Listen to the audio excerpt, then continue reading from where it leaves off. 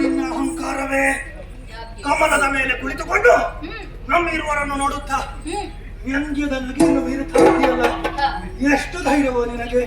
ಹೀಗೆ ನಮ್ಮನ್ನು ವೀಕ್ಷಿಸುತ್ತಾ ಒಂದಷ್ಟು ಧೈರ್ಯವನ್ನು ಕೆಡದೆ ಈ ರೀತಿಯ ಕಿರುನಗೆಯನ್ನು ಬೀರ್ತಾ ಇರ್ಬೇಕಿದ್ರೆ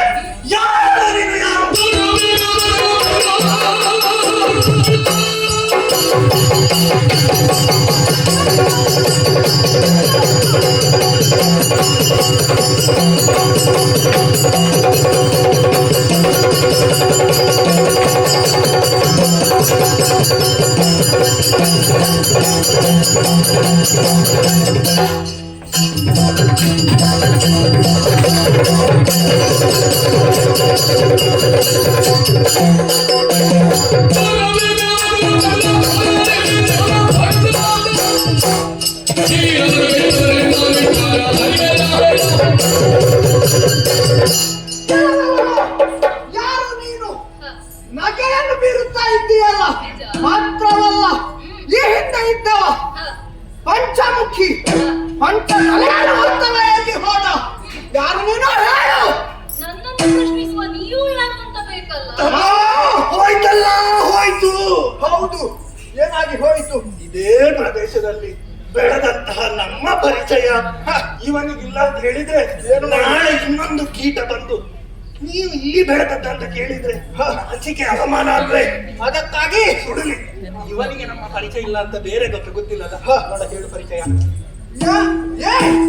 ನಾವು ಯಾರೆಂಬುದಾಗಿ ಕೇಳುತ್ತಾ ಇದ್ದೀಯಲ್ಲ, ನಾವು ಎದೆ ಗಟ್ಟಿ ಮಾಡಿಕೊ, ಗಟ್ಟಿ ಮಾಡಿಕೊ. ಮೊದಲಾಗಿ ಹೇಳುತ್ತಾ ಇದ್ದೇನೆ, ನಮ್ಮ ಹೆಸರನ್ನು ಕೇಳಿಯೇ ನಿನ್ನ ಎದೆ ಒಡೆದು ಹೋಗಬಹುದು. ಹೃದಯ ಸ್ತಂಭನ ಏನಾದ್ರೆ ನಮ್ಮಲ್ಲಿ ಹೆಸರನ್ನು ಹೇಳಿ. ನಾವು ಯಾರು ಬಲ್ಲ?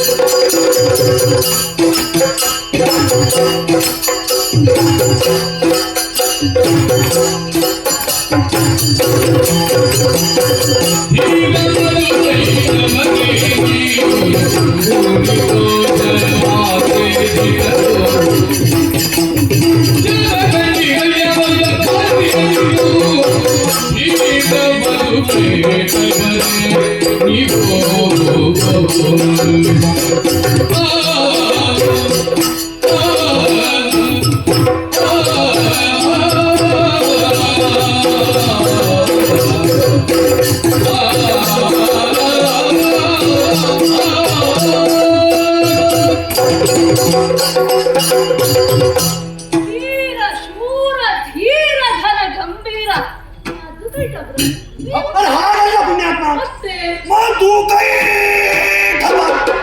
ನೀವು ಮದು ಕೈಟಬ್ರ ನಿಮ್ಮ ಗಂಟಲ ಪಾತ್ರೆ ಆಡುವುದೇನು ನಮ್ಮ ಹೆಸರು ಹೇಳುವಾಗ? ನೀವು ಮದು ಕೈಟಬ್ರ ಮಾತು ಕೈ ಖಬರ್. ಅವನು ಮಧು, ನಾನು ಕೈ ತಪ್ಪ. ತಮ್ಮ, ಇದಕ್ಕೆ ಅಕ್ಷರಾಭ್ಯಾಸ ಆಗಲಿಲ್ಲ. ಏನು ಗೊತ್ತಿಲ್ಲ, ಸ್ವಲ್ಪ ಏನು ಹೇಳಿಕೊಡು. ಹೌದು, ನನಗೆ ಏನು ಗೊತ್ತಿಲ್ಲ. ಗೊತ್ತಿರ್ಬೇಕಿದ್ರೆ ಇಲ್ಲಿ ನನ್ನ ಸಂಗಡಿಗನಾಗಿ ಯಾರಾದ್ರೂ ಬೇಕಿತ್ತಲ್ಲ. ಇಲ್ಲಿ ಯಾರು ಇಲ್ಲ. ಮಧುಪೇಟವರು ಅಂತ ಗೊತ್ತಾಯ್ತು. ಈ ತುಂಬಿರುವ ಜಲರಾಶಿಯ ಮಧ್ಯದಲ್ಲಿ ನಾನೊಬ್ಬನೇ ಇದ್ದೆ. ನನಗೆ ಬಹಳಷ್ಟು ಸಂತೋಷವಾಯಿತು. ಈಗ ಯಾಕೆ ಬಲ್ಲಿರಾ? ಯಾಕೆ ನಾನೊಬ್ಬನೇ ಇದ್ದದ್ದಲ್ಲ. ಅತ್ಯಂತ ಹೇಳ್ತಾ ಇದ್ದೀನಿ, ನೀನು ಪೂರಿ ದೋಸೆ ಅಂತದ್ದು ಅಯ್ಯೋ, ಅದನ್ನು ಸ್ವಲ್ಪ ನೀವೇ ತಿಳಿದುಕೊಳ್ಳಿ. ಪೂರಿ ದೋಸೆ ಅಂತ ಯಾರು ಹೇಳಿದ್ದು? ನೀವೇನು ಹಿಂದಿಂದ ಹೇಳಿದಾಗ ಪೂರಿ ದೋಷವಂತೆ. ಅಲ್ಲ, ಅಂದ್ರೆ ನೀನು ಹೇಳ್ತಾ ಇದ್ದೀಯಲ್ಲ ಏನು? ನೀನು ಒಬ್ಬನೇ ಇರುವುದಂತ. ಈ ಹಿಂದೆ ಬಂದವನು ಯಾರು? ಈ ಹಿಂದೆ ಬಂದು ಅದು ಯಾರು ನನಗೆ ಗೊತ್ತು. ಇಲ್ಲಿ ನನ್ನನ್ನು ಬಿಟ್ಟರೆ ಬೇರೆ ಯಾರು ಇಲ್ಲ. ಈಗ ನೀವಿದ್ರು ನಿಜ ಹೇಳು. ಏನು? ಈ ನೀರಿನಲ್ಲಿ ಇಷ್ಟೊಂದು ವಯ್ಯಾರದಿಂದ ವರ್ತಿಸಿಯಲ್ಲ ನೀನು. ಹಾ. ಈ ಹಿಂದಿಂದ ನಿನ್ನನ್ನು ಕುಣಿಸಿದ್ಯಾರು ಹೇಳು? ಅವನು ಯಾರು? ಅಣ್ಣ, ಇವನು ಹೆಚ್ಚಿನ ಅಂಶ ದಾರಿ ತಪ್ಪಿ ಬಂದದ್ದಾಗಿರಬಹುದು. ನೀನೇ ಹೇಳುವುದು, ನೀವೇ ಎಲ್ಲ ಯೋಚನೆಯನ್ನು ಮಾಡುವುದು. ನಾನು ಮಾತನಾಡುವಾಗ ನೀವು ಎಡೆಯಲ್ಲಿ ಹೀಗೆಲ್ಲ ಮಾತನಾಡಿದ್ರೆ ಸರಿ ಆಗ್ತದ ಹೇಳಿ? ನಾನು ಒಬ್ಬನೇ ಇದ್ದದ್ದು. ಈಗ ನೀವು ಇಬ್ಬರು ಬಂದಿರಿ, ಸಂತೋಷವಾಯಿತು. ಯಾಕೆ ಗೆಳೆಯರಾದರೆ ನನಗೆ ನೀವು ಯಾಕೆ? ನಿಮ್ಮನ್ನು ನೋಡಿದ್ರೆ ಮಕ್ಕಳಾಗಿ ಕಾಣುದು ನನಗೆ. ಒಳ್ಳೆ ಆಟ ಆಡ್ತೀರಿ ನೀವು, ಓಹೋ, ಒಳ್ಳೆ ಕೆಲಸ ಮಾಡ್ತೀರಿ. ನನ್ನೊಟ್ಟಿಗೆ ಸೇರಿದ್ರೆ ನಾವು ಒಂದು ತಂಡ ಕಟ್ಟಿಕೊಳ್ಳೋಣ. ತಂಡಕ್ಕೆ ಜನ ಇಲ್ಲದಿದ್ರೆ ತಂಡಕ್ಕೆ ಜನ ಇಲ್ಲದಿದ್ರೆ ನೀವೇ ಮಾಡ್ತೀರಲ್ಲ. ಯಾವ ಕೆಲಸವನ್ನು ಕೊಟ್ಟರು ನೀವಿಬ್ರು ಮಾಡ್ತೀರಿ. ಮತ್ತೆ ನಮಗೆ ಯಾಕೆ ಚಿಂತೆ? ಅದೇ ಯಾಕೆ ನೀನು ಊಹಿಸಿದ್ದು? ಯಾವ ಕೆಲಸ ಬಂದು ಕೊಟ್ರೆ ಮಾಡ್ತೀರಿ? ಅದು ನೀವು ಇಷ್ಟು ಹೊತ್ತು ಮಾಡಿದ್ರಲ್ಲ, ಅದನ್ನು ನೋಡಿ ನಾನು ಸರಿಯಾಗಿ ಅರ್ಥವಿಸಿಕೊಂಡಿದ್ದೆ. ಓಹೋ. ಮತ್ತೆ ಉಂಟಲ್ಲ, ಇಲ್ಲಿ ನಾನು ಒಬ್ಬನೇ ಅಂತ ಹೇಳಿದ್ದಲ್ಲ, ಈ ವಿಶಾಲವಾದಂತಹ ಜಲದಿ ಇದೆಯಲ್ಲ, ಇದಕ್ಕೆ ಒಡೆಯರೇ ಯಾರು ಗೊತ್ತಿಲ್ಲ? ಒಡೆಯ ಒಡೆಯ ನಾನೇ.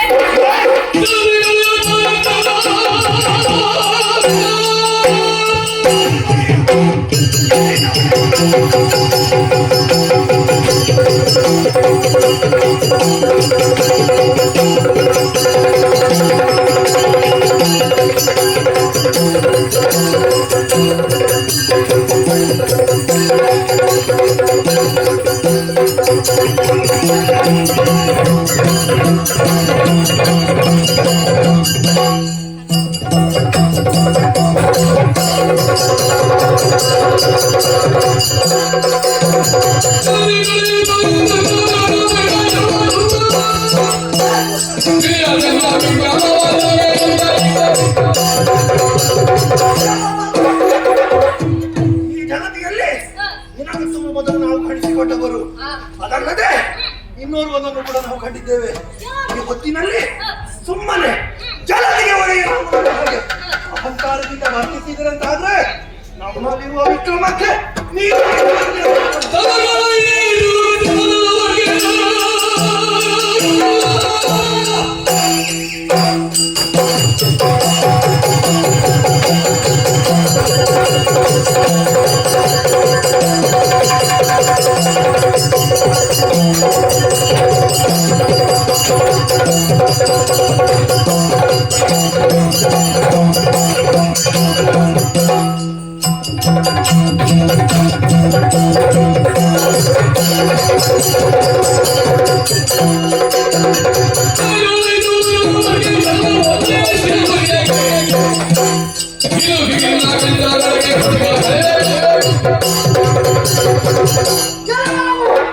ಒಳ್ಳೆಯ ಮಾತಿನಲ್ಲಿ ಮಾತನಾಡಿಸಿದರೆ ನೀನು ಈ ಗಲಭೆಗೆ ಒಡೆಯ ಎಂಬುವ ಹಾಗೆ ಹೇಳ್ತಾ ಇದ್ದೀಯಲ್ಲ.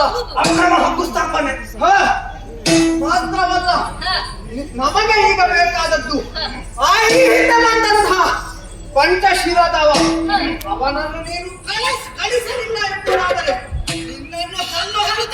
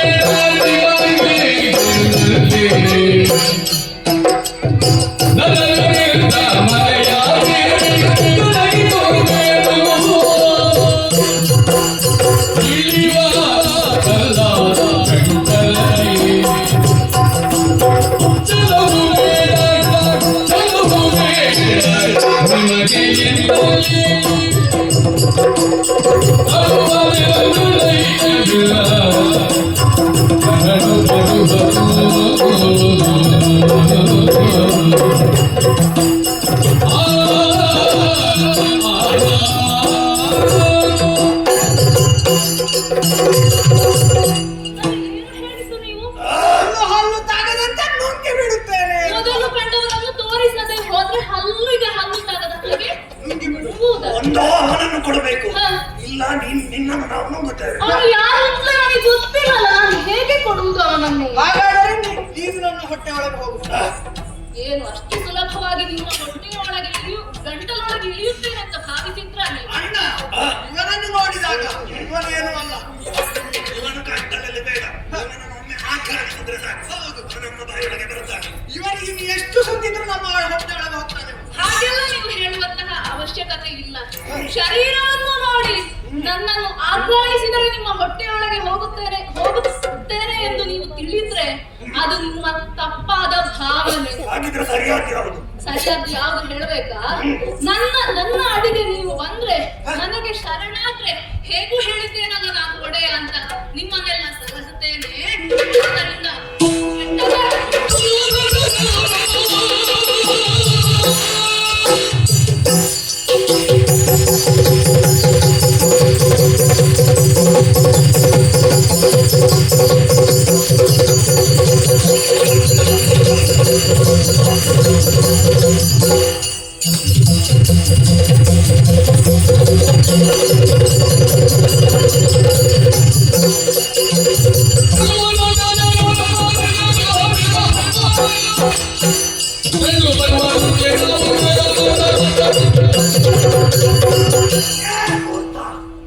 ಏನು ನಮ್ಮನ್ನು ಕೊರೆಯುವಂತಹ ಮಾತ? ಮೊದಲು ನಮ್ಮನ್ನು ಕೊರೆಯುವುದಕ್ಕೆ ಮೊದಲು ನಿನ್ನನ್ನು ರಕ್ಷಿಸುವಂತಹ ಯತ್ನ ಮಾಡು. ನಿನ್ನ ಬದುಕನ್ನು ನೀನು ಮೊದಲು ಉಳಿಸಿಕೊ, ಮತ್ತೆ ನಾವು ಮಾತಾಡು. ಶಕ್ತಿಯ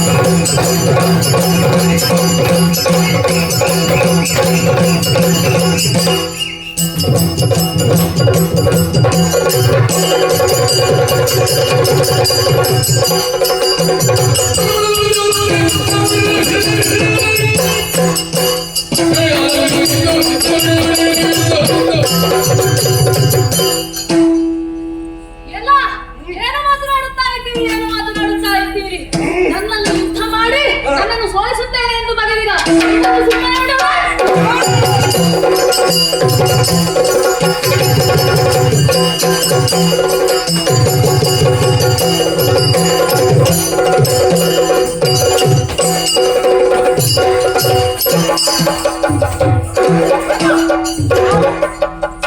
ಇವನನ್ನು ಈಗಲೇ ಕೊಂದರೆ ಮಾತ್ರವಲ್ಲ ಸತ್ತಿದಾನವ ತಿಂದಾರೆ ತಿಂದರೆ ಹ.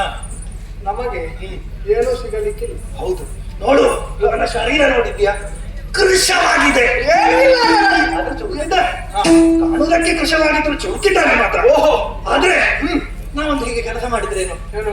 ಇವನಿಗೆ ಒಂದು ದೊಡ್ಡ ವೇಷ ಕಟ್ಟುದು ಆಗ ಕೃಷಾದವ ಅವರ ದಪ್ಪಾದನಲ್ಲ ಉಗ್ಗಿ ಉಗ್ಗಿ ಬರ್ತಾನೆ.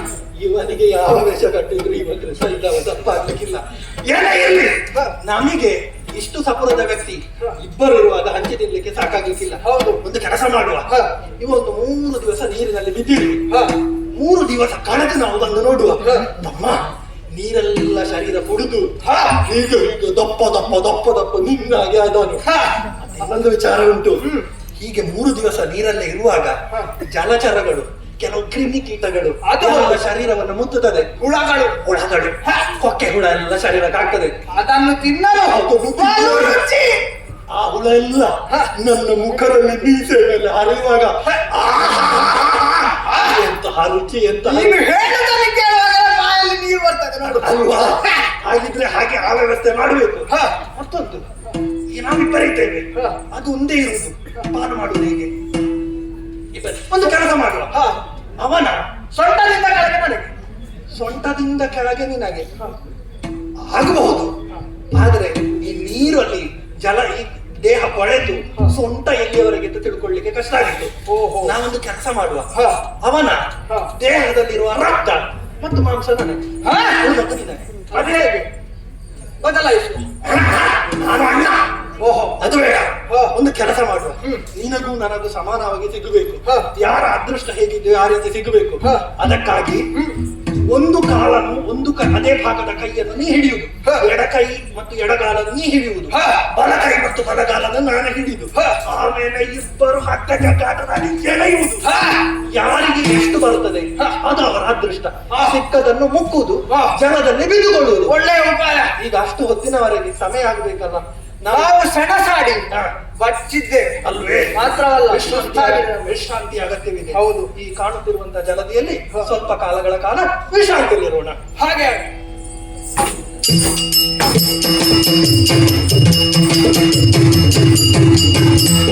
Sena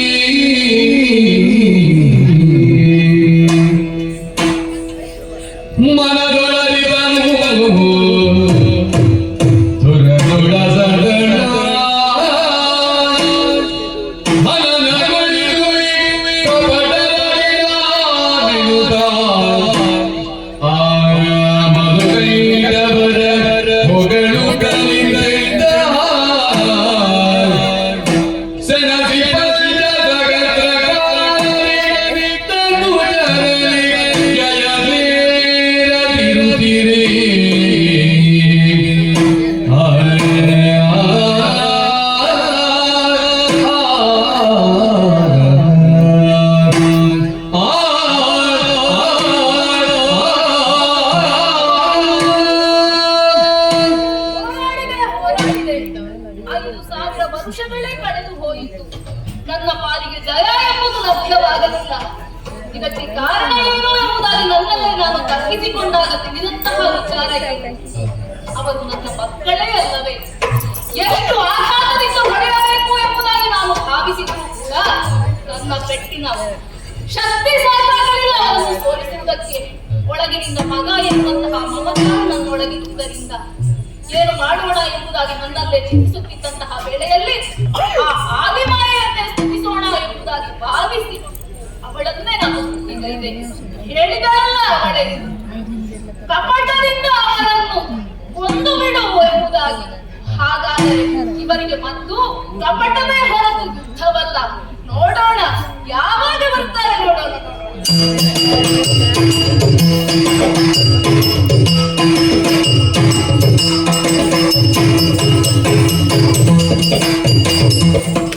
ತಮ್ಮ ಅಣ್ಣ, ಇದು ಸಾಯಿಲ್ಲ ತಮ್ಮ. ಏನು ಮಾಡುದು? ಎದ್ದು ಮೆಚ್ಚಿದೆ.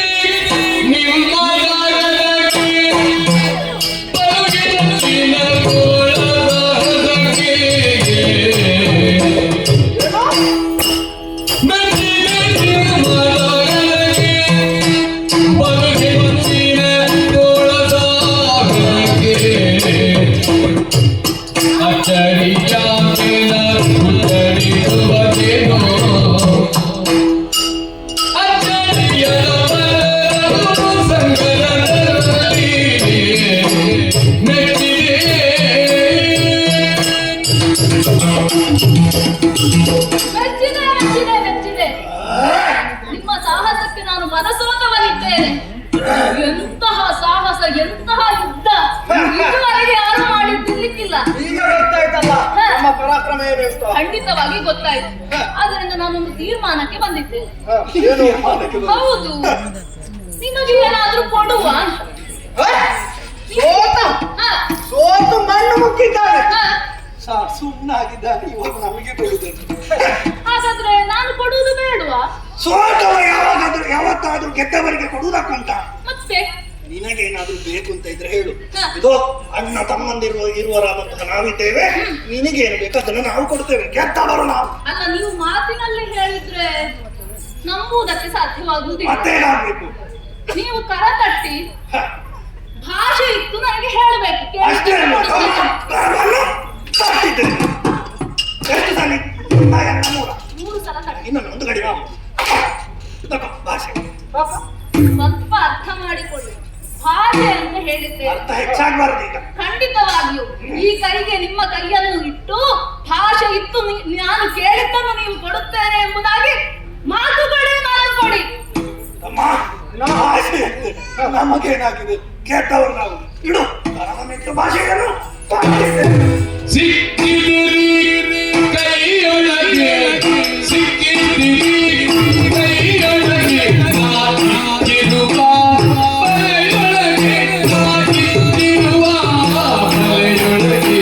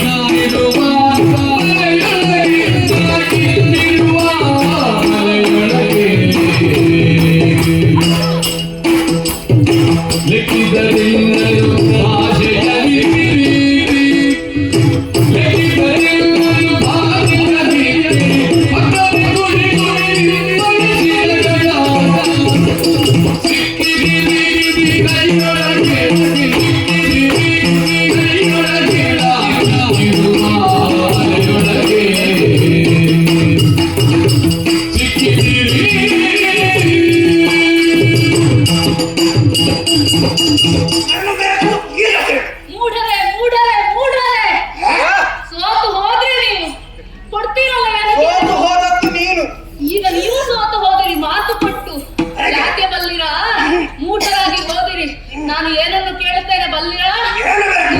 ಪ್ರಾಣವನ್ನೇ ಕೊಡಿ, ಪ್ರಾಣವನ್ನೇ ಕೊಡಿ.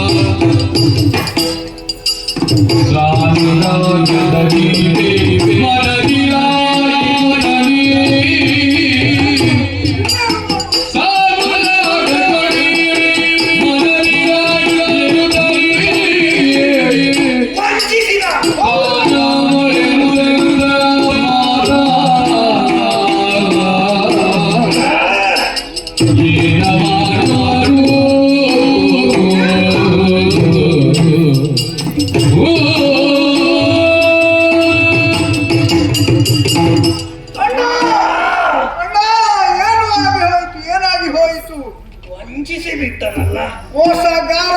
ಇವನ ನಾಜುಕುತನ, ಇವನ ವಯ್ಯಾರವನ್ನು ಕಾಣುವಾಗಲೇ ನಾವು ಭಾವಿಸಬೇಕಿತ್ತು. ಇವ ಹೀಗೆ ಮೋಸ ಮಾಡ್ತಾನೆ ಅಂತ ನಾವು ಅಂದುಕೊಳ್ಳಿಲ್ಲ. ಹೌದಣ್ಣ. ಕೇಳಿದ್ದು ಪ್ರಾಣ. ಒಂದು ಕೆಲಸ ಮಾಡುವ, ಏನು? ಅವನಿಗೆ ಬೇಕಾಗಿರುವುದು ಪ್ರಾಣ ಅಲ್ವೇ? ನೋಡು, ನಾನು ಯಾರು ಹೇಳು? ನೀನು ಅಣ್ಣ. ಅಣ್ಣ, ನೀನು ಪ್ರಾಣವನ್ನು ಕೊಡು, ನಾನು ಬದುಕಿ ಉಳಿತೇನೆ. ಹೇಗೆ? ಒಪ್ಪಂದ ಸರಿ ಅಲ್ಲ? ಹೋಗು ಹೋಗು. ಅಣ್ಣ, ಅದೇ ಆಗುತ್ತದೆ. ಯಾಕಾಗುದಿಲ್ಲ? ನೀನು ಹಿರಿಯನಾಗಿದ್ದಿ, ನೀನು ನಿನ್ನ ಪ್ರಾಣವನ್ನು ಕೊಡು. ನಿನ್ನ ತಿಥಿಯನ್ನು ಮಾಡುವುದಕ್ಕೆ ನಾನು ನಿನ್ನ ಮಗನ ಸ್ಥಾನದಲ್ಲಿ ನಿಂತು ಮಾಡುತ್ತೇನೆ. ಅಪಶಕುನ ಸಾಯುವ ಮೊದಲ ನೀ ತಿಥಿಗೆ ಭಾಷೆ ಹೇಗಾದರೂ ಪ್ರಾಣವನ್ನು ಕೊಡಲೇಬೇಕಲ್ಲ, ಮತ್ತೆ ಏನು? ತಮ್ಮ, ಒಂದು ಕೆಲಸ ಮಾಡುವ. ಈಗ ನಾನು ಪ್ರಾಣವನ್ನು ಕೊಡುವುದು, ನೀನು ಪ್ರಾಣವನ್ನು ಕೊಡುವುದಲ್ಲ. ಅದಕ್ಕೊಂದು ಉಪಾಯ ಇದೆ. ಹೇಗೆ? ಅದು ಸರ್ ಅವರಲ್ಲಿ ಹೇಳುವ. ನಮ್ಮ ಪ್ರಾಣ ಬೇಕಲ್ಲ ನಿನಗೆ? ಕೊಡುತ್ತೇವೆ ಖಂಡಿತವಾಗಿ. ಕಾಣುತ್ತಿರುವಂತಹ ಈ ಜಲದಿ ಮಧ್ಯದಲ್ಲಿ ನಮ್ಮ ಶರೀರದಿಂದ ಒಂದು ಹನಿ ರಕ್ತವೂ ಕೂಡ ನೀರನ್ನು ಸೋಂಕದ ಹಾಗೆ ಪ್ರಾಣವನ್ನು ತೆಗೆದು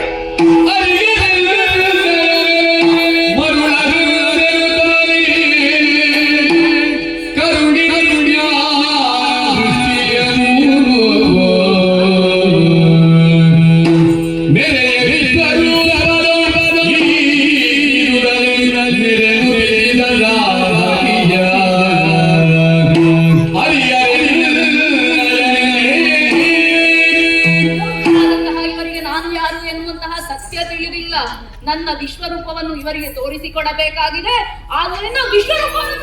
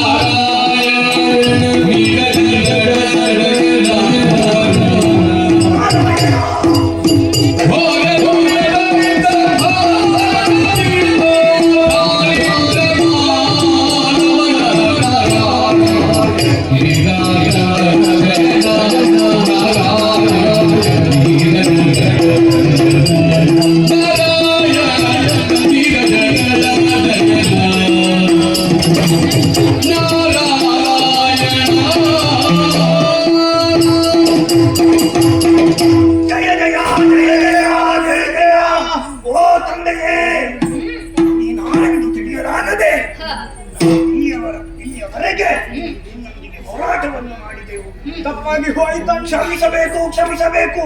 ನಮ್ಮ ಜನ್ಮಕ್ಕೆ ಕಾರಣ ಈ ಕರ್ತನು ನೀನು, ಲೋಕದ ನಾಯಕನು ನೀನು ಎಂಬಂತಹ ಅರ್ಥವಾಗದೆ ನಾವು ಇಲ್ಲಿ ತನಕ ಈ ರೀತಿಯಲ್ಲಿ ವರ್ತಿಸಿದೆವು ತಂದೆ. ನೀನಿಟ್ಟಂತಹ ಜ್ಞಾನ ದೃಷ್ಟಿಯಿಂದಲಾಗಿ ನೀನಾರು ಎಂಬುದು ನಮಗೆ ಸ್ಪಷ್ಟವಾಗಿ ಅರಿವಾಗಿದೆ. ನಾವು ದೈವಿಕ ಅಪರಾಧವನ್ನು ಮನ್ನಿಸಬೇಕು, ಮನ್ನಿಸಬೇಕು. ಮೆಚ್ಚಿದೆ ನಿಮ್ಮಯ ಭಕ್ತಿ ಭಾವಕ್ಕೆ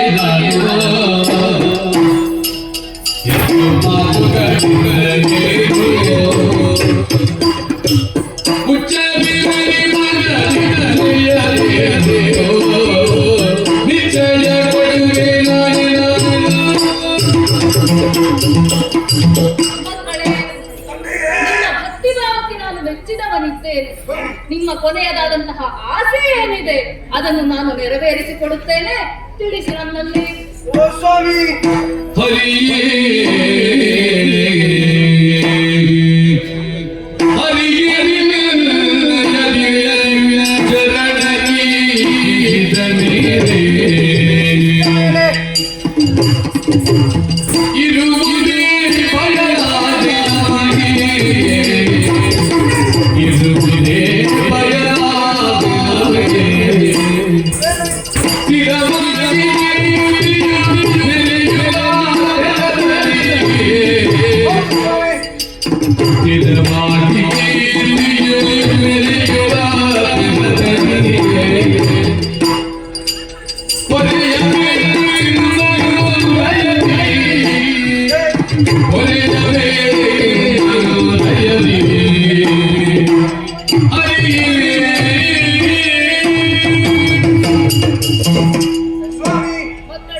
ನಮಗೇನು ಬೇಕು ಎಂಬುವ ಹಾಗೆ ಹೇಳುತ್ತಾ ಇದ್ದೀಯ.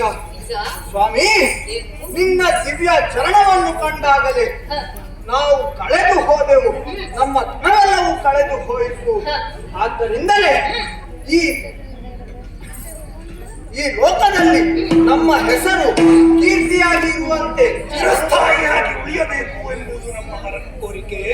ಜೊತೆಗೆ ನಮಗೆ ಬೇಕಾದ್ದು ಅಂತಿಮವಾದ ಮೋಕ್ಷ ಪದವಿ. ನಿಮಗೆ ಏನು ಬೇಕು ಅದನ್ನು ನಾನು ಕೊಡುವವನಿದ್ದೇನೆ. ಆದ್ರೆ ನೀವು ಮೊದಲೇ ಹೇಳಿದ ಹಾಗೆ ಒಂದು ಬಿಂದು ಜಲವೂ ಸೋಕದ ಹಾಗೆ ನಿಮ್ಮ ಮರಣ ಆಗಬೇಕು ತಾನೆ. ಅದಕ್ಕಾಗಿ ಇದೋ ಜಂಗಿಯನ್ನು ವಿಸ್ತರಿಸುತ್ತೇನೆ. ಜಂಗಿಯಲ್ಲಿ ಏರಿಕೊಳ್ಳಿ.